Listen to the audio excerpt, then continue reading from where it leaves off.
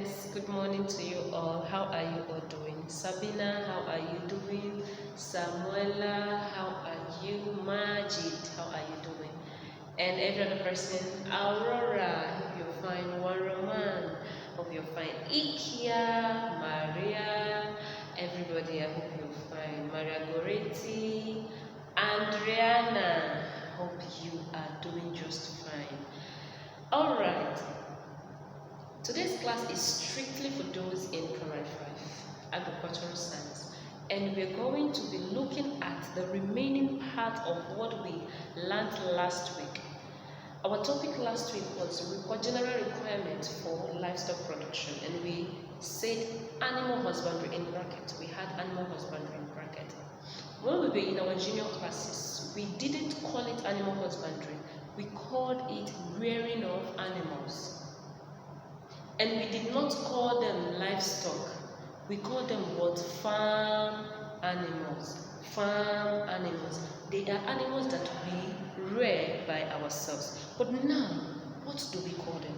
Livestock. And their production, we call them what? Animal husbandry.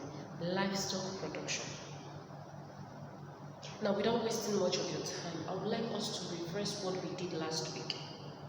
We talked about general requirements for livestock production, and we said that apart from crop production, which we all know that the definition of agriculture is the production of crops and rearing of animals. That is to say that we have two parts, two kinds of farming in agriculture, and one is crop production, while the second one is livestock production. And we have been dealing on farm production. We've been dealing on how to raise field crops, how to raise ornamental crops, how to raise vegetable crops, how to raise fruit crops, how to raise grain crops, tuber crops, and so on.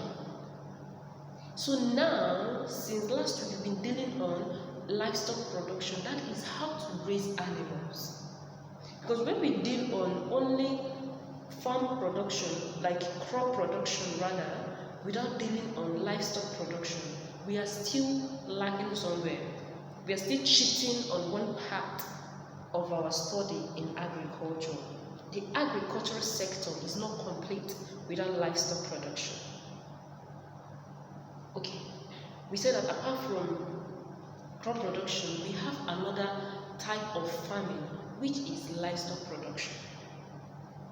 And that same day, that was last week Friday, we also talked about reasons for requirement for livestock production. And we also looked at the requirements itself, the things that are needed for livestock production. And we made mention of houses, we made mention of medications, we made mention of breeds, we made mention of food, that is feed when you're using agricultural terminologies. Okay? When you're using agricultural terminologies, food for animals are called feed. Alright, we made mention of feed, we made mention of lightning, and so on. And today, we want to take the first requirement. We want to look into the first requirement, which is housing. We want to know what housing is all about. Since we've seen and we've heard, we've known that it's part of the requirements, general requirements in livestock production. So it's very important for us to know what exactly this housing is all about. Please run with me as we rush to the board. I would want you to pay a very close attention as we talk about housing in animal production, in livestock production. Believe me, you're going to find the class very interesting because it's something that happens around you. It's something that you see every day. So we're talking about life. We're talking about things that happen around us, things that we see around our vicinities, things that we see in our environments. That is what we want to discuss this morning. Alright, what is housing? You see that one of the basic requirements for livestock production is what? Housing. Now that is to say that housing is one of the basic requirements for livestock production. You cannot go to the market and buy your chicken, or buy your dog, or buy your goat, your sheep, your cow, any animal at all that you want to rear. You cannot go and buy them without making a house for them. You must get a place where they will stay. Even if you want to practice extensive kind of rearing animals, you must get a place that after walking around, after moving up and down, the animals will see a place to relax, a place of comfort, where they can lay their heads, where they can feel relaxed, feel comfortable, where they can be taken care of, at least for a few minutes, even if you don't give them food, okay? But you must provide a place where they will stay. That is why housing is one of the basic. When we're talking about basic, we mean that it's very, very important. I don't know if somebody is following. Now, we go over to reasons for housing.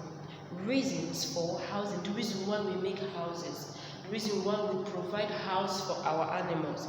The reason why when we're making projects for our animals, we first of all talk about housing.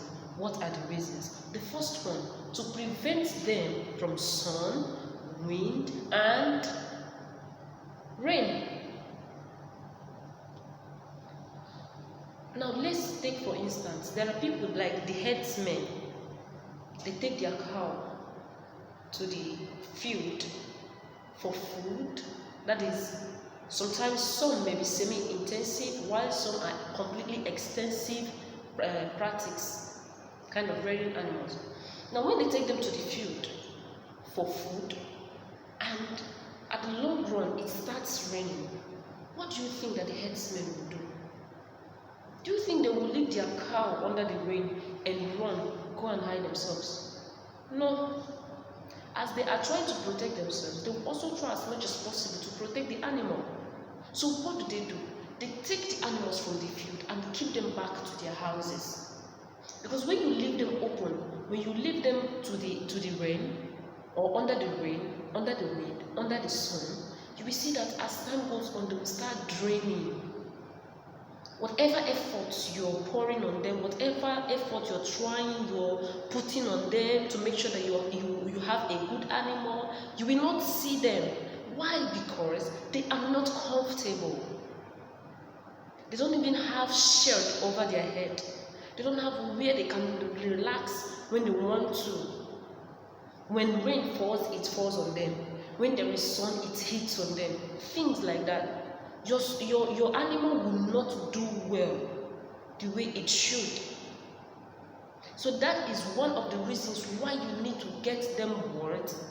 A house.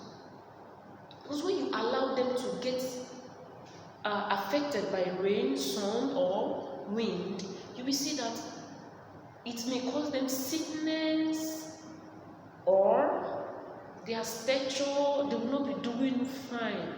One thing or the other will just affect them. That is number one. Two, we said that to protect them from thieves and predators. Now, let me tell us a funny story. There is something that some people do in our village, especially the young people in the village. When they see chicken that is not in a house, that is not under anybody's custody, the chicken, it might be someone's chicken. It's definitely someone's chicken, because the chicken did not fly out and say, I am chicken, I am here for you. It's not possible. Obviously it's someone's chicken. But when they see that chicken, they will go and catch the chicken, kill the chicken, and eat the chicken. The owner will shout, where is my chicken? Oh, where is my chicken? Oh, anybody that ate my chicken, it will not be well with you. It will not.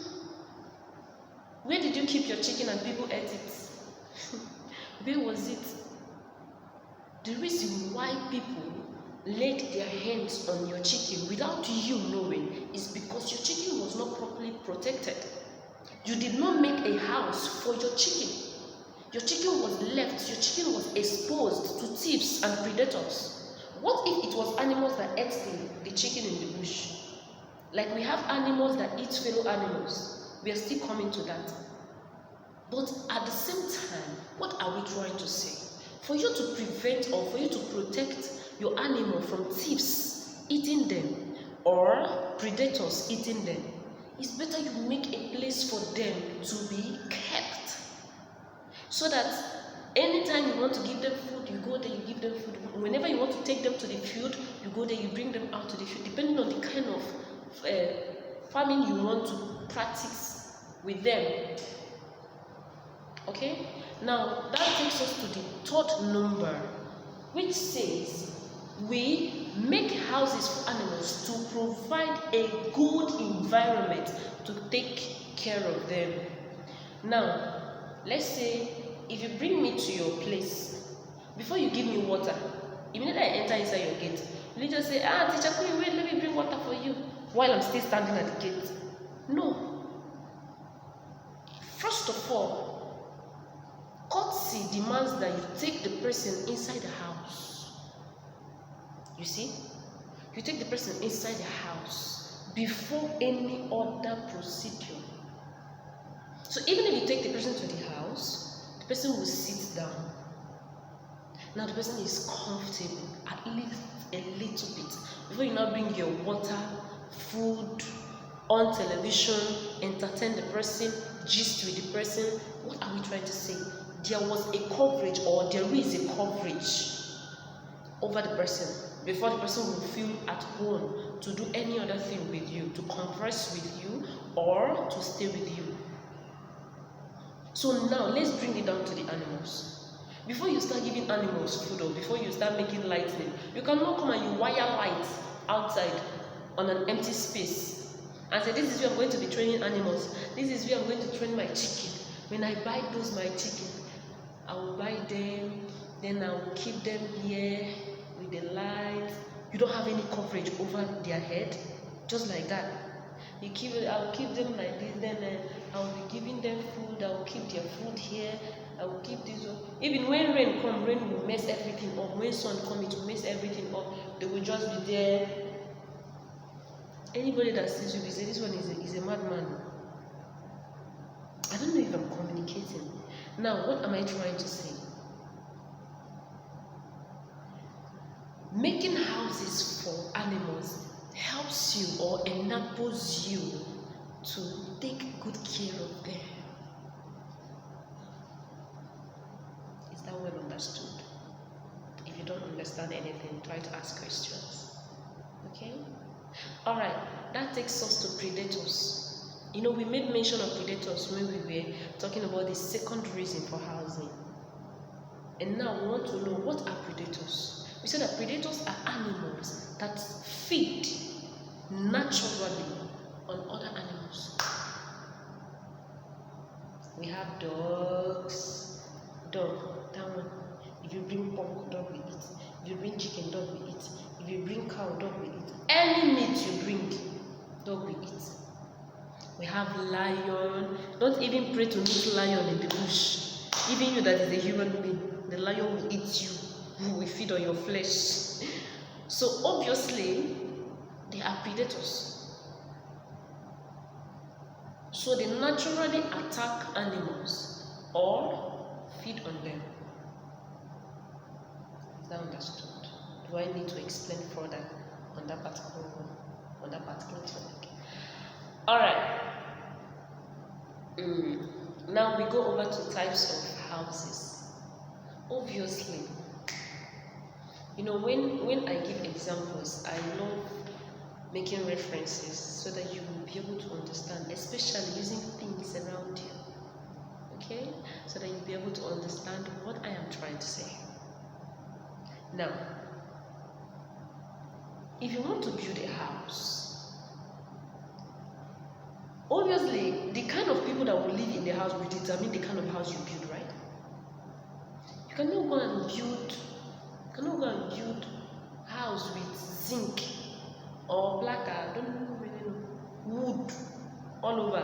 a wood house and tell the governor of a state or the president of a country to come and live in there. It's not possible.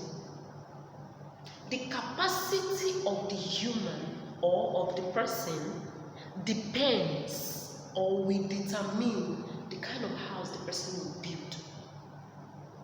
The same thing is applicable to animals. The type of animal that you want to rear, the kind of animal that you want to raise or would determine the kind of house you will make.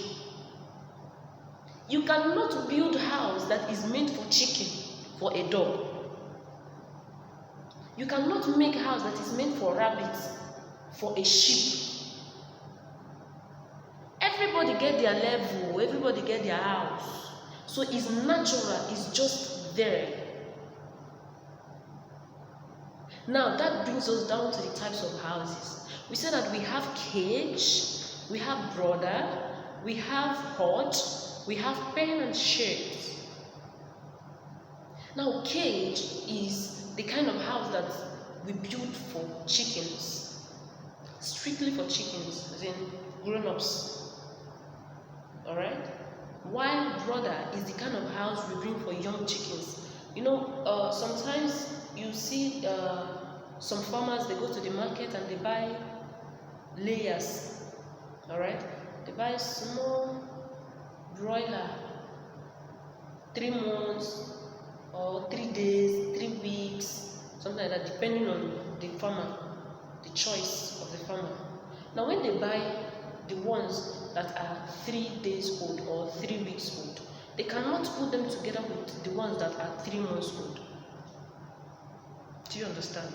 So those ones that are 3 weeks, 3 days, 1 week, 2 weeks, they will be kept separate.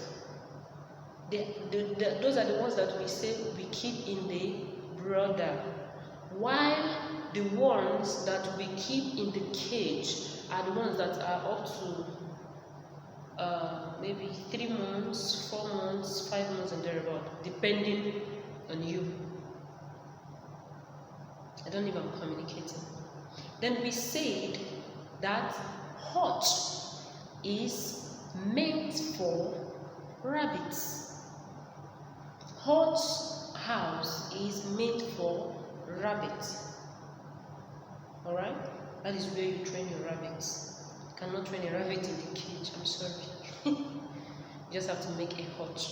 I wish we can all draw the different houses so that you can see for yourself. Okay?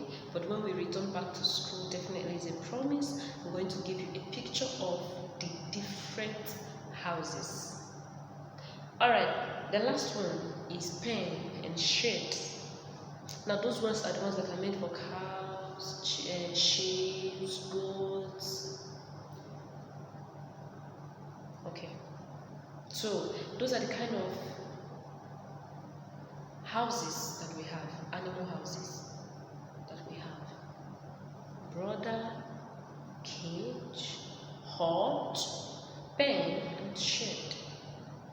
So I don't know if there is anything that is confusing from what we've learned so far. If there is anything, please call my attention. Make sure you send your message to me across via WhatsApp, and I will always reply. I will always give you the feedback. Okay? Make sure you're staying safe. Remember your homework. Remember to attend to your homework and submit your book. Okay, if there is any confusion in your homework, the first question in your homework is, what is housing? The second one is, write 2 reasons for housing. The third one is, what are predators? The fourth one is, write the types of houses. Okay, so if there is any difficulty, anything you're finding difficult in your homework, please also call my attention. I'm not happy. I will always be there for you. Remember, I'm here because of you. So, anything for you, I will do. Alright, thank you. Thank you for staying with me. Thank you for tuning in to our YouTube channel. It's still me, and I've not changed, and I'm not going to change as long as you're concerned. Thank you for your time, thank you for everything, and thank you for learning with me. I love you all. I love you.